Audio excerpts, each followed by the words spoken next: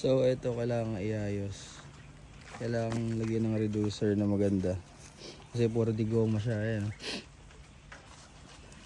Pag may hangin ayaw humigop. Kaya may plastic tsaka may rubber. So hahanapan natin ng maayos na. Ayan. Pwede. Pag iaayos siya pipix na. Tapos yung upper. Yan po sa upper walang tagas. Wala. At saka hindi, yun nga, palabas siya. Dahil palabas, wala naman ako kakaroon ng masyadong leak dyan. Pero kailangan iayos pa rin.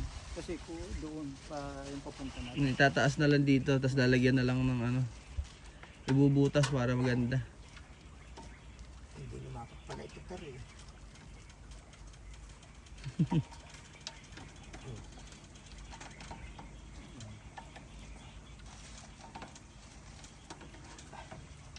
Mabigat na po, may laman na ano. May laman na, bigat na.